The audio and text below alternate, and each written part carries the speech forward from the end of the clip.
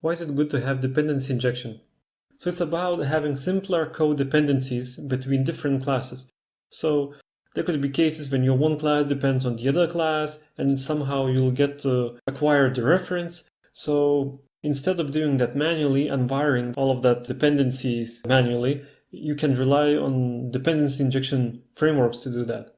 So for example, here we have a coffee maker that needs a heater and a pump, and then we have a pump that needs a heater as well. But instead of manually initializing these dependencies and creating instances, setting the correct fields with the right instances, we can let dependency injection framework to do that for us.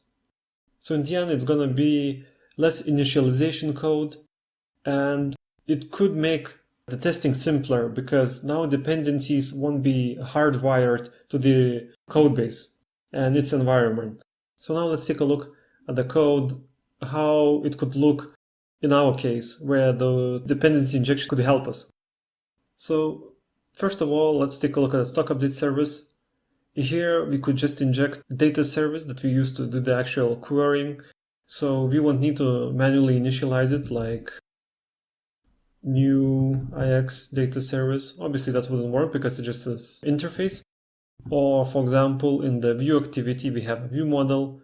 Again, there's no need to do new stock view model because that's going to be handled by this inject annotation for us automatically. And inside view model, again, portfolio repository is going to be set automatically through this constructor, and again, using this inject annotation. So basically, we'll just have to do a lot less work in the long run when we're going to have this dependency injection working.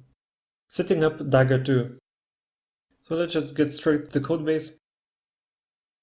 Here we have our build file for Gradle, and here we can see that there's main Dagger dependency, and there are a few for Android. Also, there are two annotation processors, which are really important because most of the Dagger in functionality is implemented using code generation. So it's important not to forget these because you will get cryptic errors. Finally, you will need to create project application class and set it in the Android manifest file here. Application name, project application. So this project application file, this class, is going to be responsible for the initialization of Dagger and its main component, as we can see here. And main components is just an interface that we created, and we're going to take a look at it shortly. So when that's done, basically our application will be ready to use Dagger and its injection across the code base. Creating Dagger modules. Before we can start using Dagger, we'll need a main component interface. In this case, we could see in this example that coffee shop could be that. And we will also create multiple modules. And module is something that provides certain instances of the classes that need to be created manually. So maybe we'll need to have some kind of manual configuration for the class because Dagger wouldn't be able to automatically figure out how to create that instance of that specific class. So we'll take a look at the main component that we created, and it's going to be responsible for creating the main entry point of your injections. So here we define that it includes additional modules. This main component, it needs app module and also portfolio module. Android injection module is something that's provided by Dagger framework to make the work with activities a lot easier. So let's take a look at the app module. Here we have the main activity initialization, which is used to let Dagger work with the main activity. So if you don't have this here, it means that main activity won't be able to make use of dependency injection. Also, we provide means to create and, acquire references to classes like shared preferences and application, which is in our case is project application. Also, if we want to use shared preferences, we could just create this we could just delete this line, but we'll just keep it here as an example. So for example, if you need some kind of service or another reference to some kind of Android service, internal system service, so that would be the right place to put it. And now, portfolio module.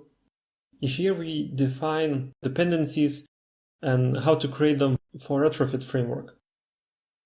So at the very top, we create HTTP client.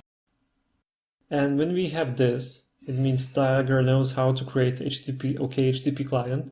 We can pass this reference here. Well, we won't be passing it, but Dagger will figure out that automatically. It will acquire this OKHTTP client reference from this method. And then it will be able to create Retrofit interface.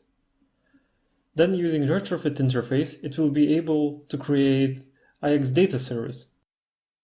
So modules basically can be used to define how certain dependencies will be created. Also, they have this singleton annotation, which is used to mark those created instances that they can be reused multiple times for different injections. Because if we won't have this here, it means that every time when we inject, let's say, Retrofit class, it will always execute this entire code again and again. But if we have this singleton annotation, it will be saved and reused. Also, at the very top, we have stock portfolio list view activity and this submodule here to just mark that our stock portfolio list view activity is going to be injectable and it will allow to get certain classes, the classes that we're going to need to be injected. Injecting dependencies into classes. Again, let's get back to the code. So we have all this almost ready to make it work, but let's go to the list view activity. So before activity is able to acquire the reference to the stock view model, it needs to call android.inject method. Android injection is provided by the Dagger framework, and it will automatically figure out that this class needs this reference, and it will automatically set this view model field to the instance of this class, stock view model. If we wouldn't have this, when we start the program, it would complain with null pointer exception when the first time we call this view model class. Also, we could do this a bit differently. We could call main component and call this method inject that we entered on this interface, and it then would also inject this view model. But I would recommend using Android injection because it's just simpler and it can be reused in multiple different classes. In the next video, we're going to take a look at the job scheduler framework.